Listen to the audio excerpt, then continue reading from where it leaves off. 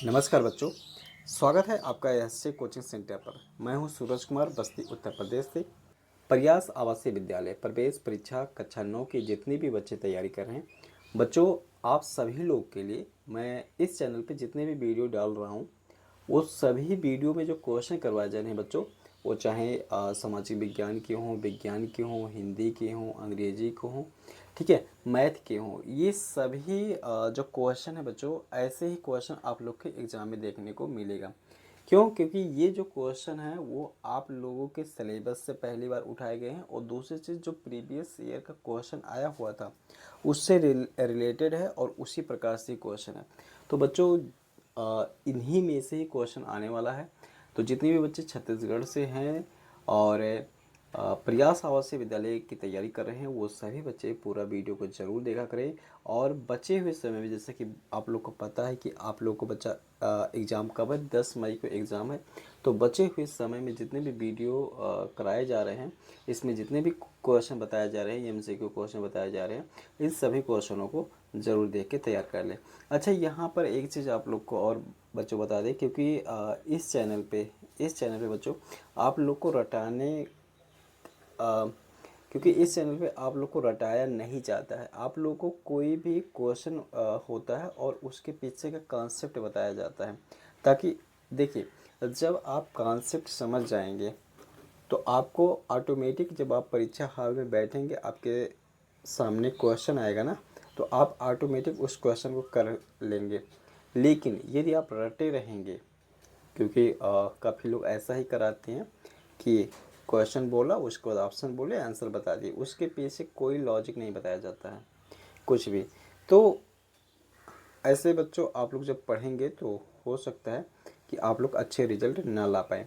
लेकिन यहाँ पर इस चैनल पे, यह से कोचिंग सेंटर पर जो पढ़ाया जाता है, जो समझाया जाता है, ठीक है, एआई के माध्यम से, वो चीज़ें यदि आप पढ़े रहेंगे, समझे रहेंगे, तो ये प्रयास आवासीय विद्यालय में ये आपका मदद करेगा ही करेगा।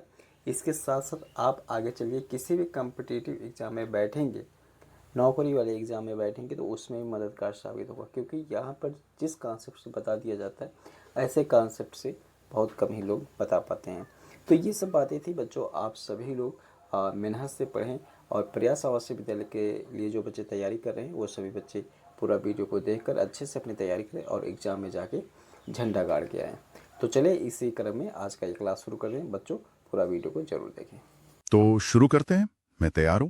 तो हमारा पहला प्रश्न है, इनमें से कौन से साहित्यकार मूल रूप से छत्तीसगढ़ के नहीं हैं? ऑप्शंस हैं ए मुंशी प्रेमचंद, बी पंडित सुंदरलाल शर्मा, सी लक्ष्मण मस्तूरिया या डी पदुमलाल पुन्नालाल बख्शी। हम्म इसका सही उत्तर है ऑप्शन ए, मुंशी प्रेमचंद। अच्छा। हाँ, क्योंकि देखिए, मुंशी प्रेमचंद जी हिंदी साहित्य के बहुत बड़े नाम हैं, हम्म, लेकिन उनका मूल संबंध उत्तर प्रदेश के वाराणसी से था। जबकि बाकी तीनों साहित्यकार, शर्मा जी, बख्शी जी और मस्तूरिया जी, विशुद्ध रूप से छत्तीसगढ़ की माटी से जुड़े हैं। ओ समझ गई। मतलब ये ऐसा ही है जैसे किसी स्थानीय क्रिकेट टीम में किसी बाहर के खिलाड़ी को पहचानना। एकदम सही उदाहरण है। हाँ। तो चलिए अगले सवाल पर चलते हैं। प्रश्न 2, भारतीय संविधान के अनुसार छत्तीसगढ़ से लोकसभा के लिए कितने सदस्य चुने जाते हैं? ए 9, बी 10, सी 11 या डी 12? इसका सही जवाब है ऑप्शन सी, 11। 11 सीटें।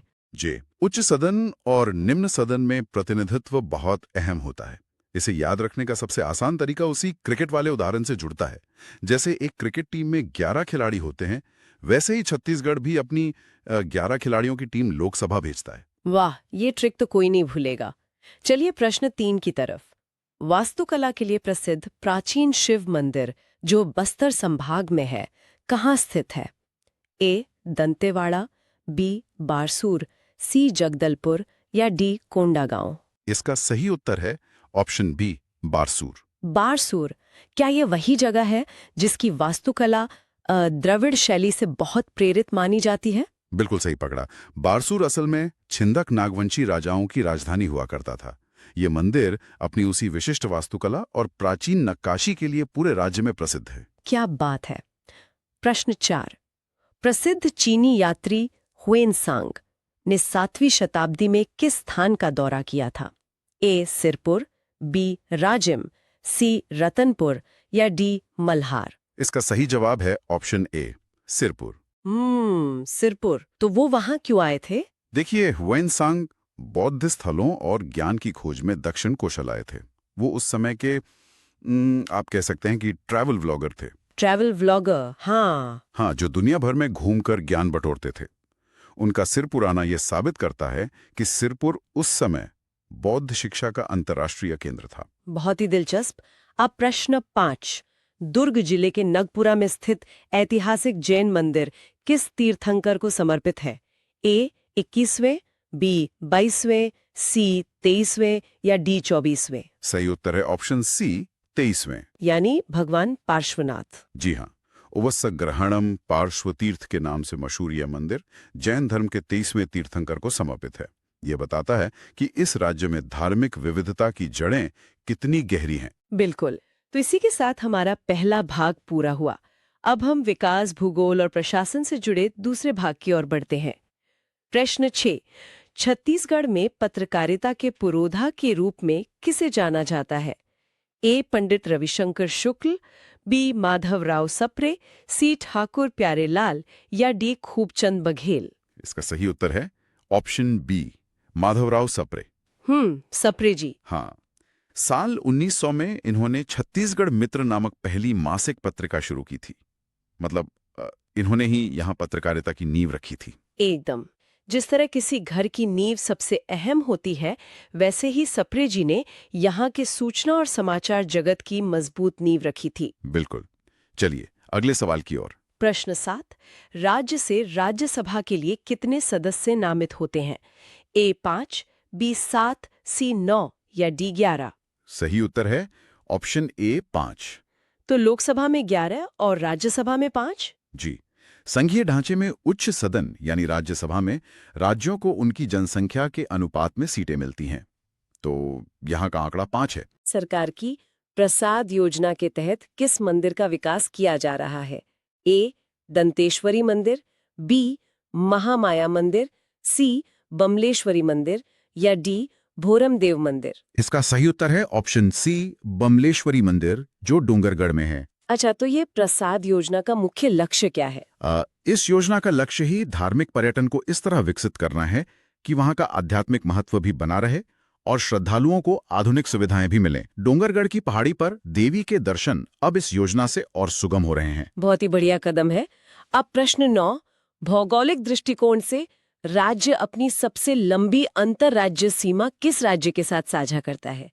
ए मध्य प्रदेश, बी उड़ीसा, सी महाराष्ट्र या डी झारखंड? इसका सही जवाब है ऑप्शन बी, उड़ीसा। उड़ीसा। हाँ, पूर्वी सीमा जशपुर से लेकर नीचे सुकमा तक जिलों की एक पूरी कतार उड़ीसा से जुड़ती है। इससे इन दोनों राज्यों के बीच बहुत गहरा सांस्कृतिक और व्यापारिक संबंध बन जाता है। भूगोल सच में संस्कृति को जोड़ता है। प्रश्न 10 गोमर्डा वन्यजीव अभयारण्य किस क्षेत्र में स्थित है? ए बारणापारा, बी सारंगढ़, सी उदंती या डी सीता नदी? सही उत्तर है ऑप्शन बी, सारंगढ़। ये अभयारण्य क्यों इतना प्रसिद्ध है? ये विशेष रूप से वन्यजीव संरक्षण के लिए जाना जाता है, खासतौर पर सोन कुत्ता यानी वाइल्ड डॉग के संरक्षण के लिए। ये जैव विविधता का एक बहुत अहम हिस्सा है। कमाल है। तो अब हम तीसरे भाग में आ गए हैं, जो समाज सुधार, कला और संगम पर केंद्रित है। प्रश्न 11। सोनाखान विद्रोह के नायक वीर नारायण सिंह को कब फांसी दी गई थी? ए 10 नवंबर 1857, बी 10 दिसंबर 1857, सी 15 अगस्त या डी 26 जनवरी? सही उत्तर है ऑप्शन बी, 10 दिसंबर 1857। 10 दिसंबर? हाँ, अकाल के समय उन्होंने भूखी जनता के लिए गोदाम लूट लिया था। अंग्रेजों ने इसे विद्रोह माना और उन्हें रायपुर के जयस्तंभ चौक पर फांसी दे दी। उन्हें राज्य का प्रथम शहीद माना जाता है। उनका बलिदान सच में आने वाली पीढ़ियों के लिए एक मशाल बन गया। प्रश्न 12। समाज सुधार के कार्यों के कारण छत्तीसगढ़ के गांधी के रूप में किसे जाना जाता है? ए ठाकुर प्यारेलाल, बी घनश्याम सिंह गुप्त, सी यति यतनलाल या डी पंडित सुंदरलाल शर्मा? इसका सही उत्तर है ऑप्शन डी, पंडित सुंदरलाल शर्मा। उन्हें गांधी जी के समकक्ष क्यों रखा जाता है? क्योंकि अछूतोद्धार और हरिजनों के अधिकारों के लिए उन्होंने बिल्कुल महात्मा गांधी जैसा ही काम किया था।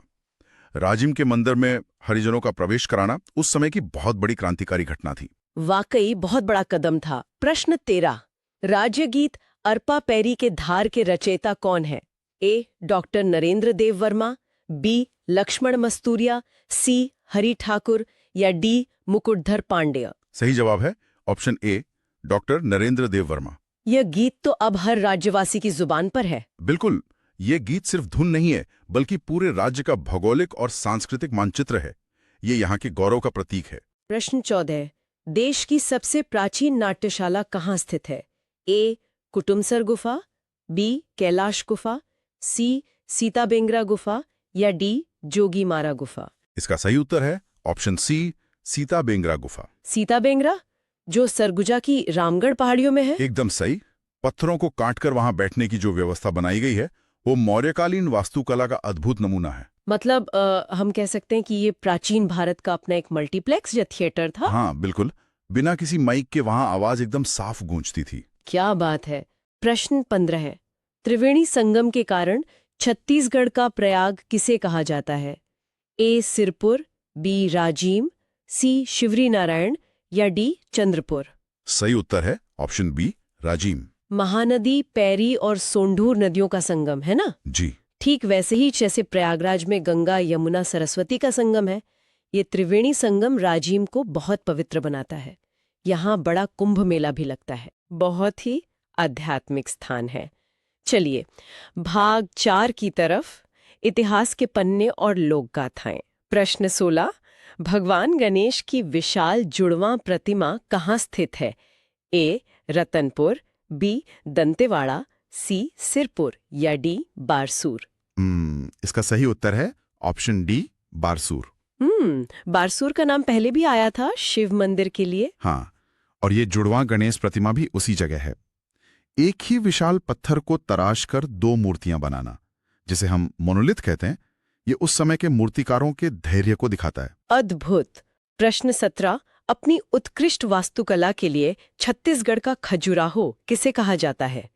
ए. भोरम देव मंदिर, बी. राजीव लोचन मंदिर, सी. दंतेश्वरी मंदिर या डी. महामाया मंदिर? सही उत्तर है ऑप्शन ए, भोरम देव मंदिर। लेकिन एक सवाल उठता है कि किसी स्थानीय धरोहर को खजुराहो का नाम क्यों दिया गया? देखिए, 11वीं सदी में फणी नागवंशी राजाओं ने इसे बनवाया था। जब हम कोई नई चीज देखते हैं तो उसे किसी जानी पहचानी चीज से जोड़ते हैं। इसकी नागर शैली और बाहरी दीवारों की मूर्तिकला बिल्कुल खजुराहों से मेल खाती है, इसलिए ये उपनाम मशहूर हो गया। ये तुलना इसकी गुणवत्ता को ही दर्शाती है। सही है। प्रश्न 18 से हावा पर्वत से निकलने वाली किस नदी को छत्तीसगढ़ की गंगा या जीवन रेखा कहा जाता है? ए. शिवनाथ, बी. इंद्रावती, सी. महानदी या डी. अरपा? इसका सही जवाब है ऑप्शन सी, महानदी। जीवन रेखा। बिल्कुल, जैसे शरीर में नसें रक्त पहुंचाकर जीवन को बनाए रखती हैं, वैसे ही महानदी अपने बेसिन के जरिए पूरे राज्य की कृषि और जनजीवन की जीवनदायिनी नस है। बहुत ही सुंदर उदाहरण है। प्रश्न 19, ब्रिटिश प्रशासन के दौरान दुर्ग को एक पृथक जिले का दर्जा कब मिला? ए. 1853, बी. 1906, सी. 1908 या डी. 1919? सही उत्तर है ऑप्शन बी, 1906। रायपुर और बिलासपुर के बाद। सही। हाँ, प्रशासन को लगा कि इतने बड़े क्षेत्र को सिर्फ 2 केंद्रों से संभालना मुश्किल है, इसलिए 1906 में दुर्ग को अलग जिला बनाया गया। प्रश्न 20, महाभारत की कथाओं पर आधारित किस गायन शैली को लोक बैले या फोक बैले कहा जाता है? A. Panthi, B. Pandwani, C. Raut Nacha या डी. कर्मा? इसका सही उत्तर है ऑप्शन बी, पंडवानी। तीजन बाई जी का नाम तो इसी से जुड़ा है ना? जी बिल्कुल। एक ही कलाकार मंच पर तंबूरा लिए कभी भीम बन जाता है तो कभी कोई और पात्र। ये कला पूरी दुनिया में मशहूर है। वाकई ऊर्जा का अद्भुत प्रदर्शन है। तो अब हम आते हैं 5वें भाग पर, संस्कृति, सिनेमा और निर्माण। प्रश्न 21, पारंपरिक आभूषण चुटकी कहाँ पहना जाता है? ए. नाक में, बी. कान में, सी. गले में या डी. पैर की उंगलियों में? सही उत्तर है ऑप्शन डी, पैर की उंगलियों में। मतलब जिसे हम आम भाषा में बिछिया कहते हैं। बिल्कुल सही। ये सुहागिन महिलाओं द्वारा पहना जाने वाला एक बहुत ही महत्वपूर्ण पारंपरिक आभूषण है। प्रश्न 22। महानदी के उद्गम स्थल सिहावा में माघ पूर्णिमा का विशाल मेला किस ऋषि को समर्पित है? ए वाल्मीकि, बी वशिष्ठ, सी श्रृंगी ऋषि या डी अगस्त्य? इसका सही जवाब है ऑप्शन सी, श्रृंगी ऋषि। तो ये मेला वहीं लगता है जहां से महानदी निकलती है। हाँ, ये स्थान प्राचीन काल से श्रृंगी ऋषि के आश्रम के रूप में मान्यता प्राप्त है। नदियां हमेशा आस्था का केंद्र रही हैं। प्रश्न 23। 1 नवंबर 2000 को जब राज्य का निर्माण हुआ तब इसमें तत्कालीन कितने जिले शामिल थे? ए 16, बी 18, सी 27 या डी 28? सही उत्तर है ऑप्शन ए, 16 जिले। सिर्फ 16? हाँ, आज तो ये संख्या बहुत बढ़ गई है। हाँ, प्रशासनिक सुविधा के लिए जिले बढ़ते गए, लेकिन 2000 में शुरुआत इन्हीं 16 जिलों से हुई थी जब यह मध्य प्रदेश से अलग हुआ था। चलिए आगे बढ़ते हैं। प्रश्न 24। 1965 में निर्देशित पहली छत्तीसगढ़ी फिल्म कौन सी थी? ए मोड़ छैया भूया, बी मया, सी कही देबे संदेश या डी पढ़नी? इसका सही जवाब है ऑप्शन सी, कही देबे संदेश। कह देबे संदेश। जी। मनु नायक जी द्वारा निर्देशित यह फिल्म क्षेत्रीय सिनेमा के लिए एक बहुत बड़ी उपलब्धि थी। जी। आप इसे छत्तीसगढ़ी सिनेमा की आलमारा कह सकते हैं। बहुत ही सटीक तुलना है। प्रश्न 25। महानदी के तट पर स्थित ऐतिहासिक गंदेश्वर महादेव मंदिर किस पुरातात्विक स्थल का हिस्सा है? ए सिरपुर, बी राजिम, सी ताला या डी मल्हार? सही उत्तर है ऑप्शन ए, सिरपुर। सिरपुर का जिक्र हमने वेनसांग के समय भी किया था। हाँ, ये वही ऐतिहासिक स्थल है। बौद्ध विहारों के साथ साथ ये प्राचीन शिव मंदिर सिरपुर की धार्मिक विविधता को दर्शाता है। बिल्कुल। अब हम अपने अंतिम भाग में आ गए हैं, जनजातीय परंपराएं और भौगोलिक रोचक तथ्य। प्रश्न 26।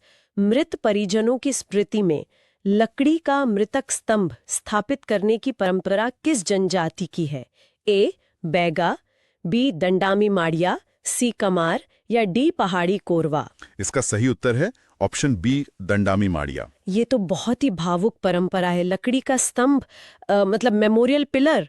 जी, ये सिर्फ शौक नहीं है बल्कि पूर्वजों के प्रति गहरा सम्मान और उन्हें प्रकृति के साथ अमर करने का एक बेहद खूबसूरत कलात्मक तरीका है। प्रश्न 27।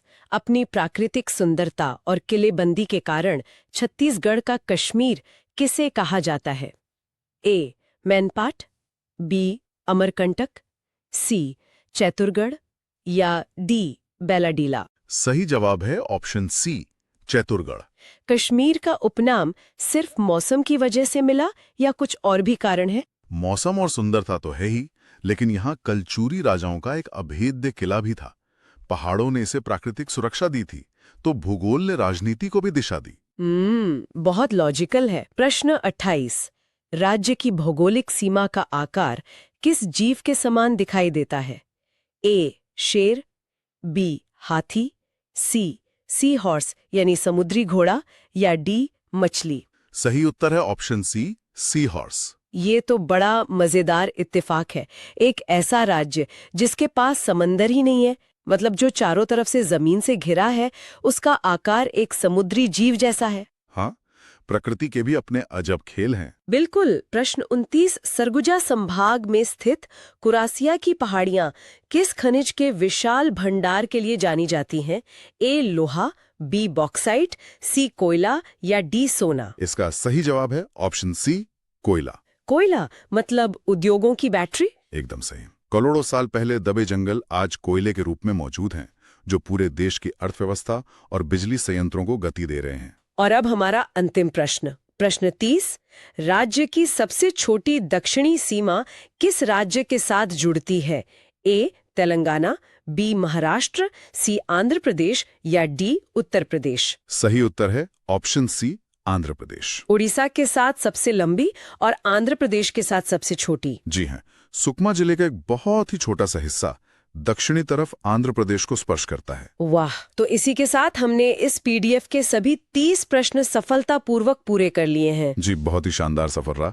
इतिहास के पन्नों से लेकर भूगोल के नक्शों और जनजातीय परंपराओं तक सब कुछ कवर हो गया। बिल्कुल। और अंत में मैं एक विचार छोड़ना चाहूंगा। आज हमने ये सारे तथ्य सीखे, लेकिन जरा सोचिए, प्राचीन सीताबिंगरा गुफाओं से लेकर आज की प्रसाद योजना तक और खदानों में दबे कोयले से लेकर माड़िया जनजाति के उन भावुक मृतक स्तंभों तक, जो भौगोलिक और सांस्कृतिक विविधता इस राज्य में है, वह आज के आधुनिक नागरिक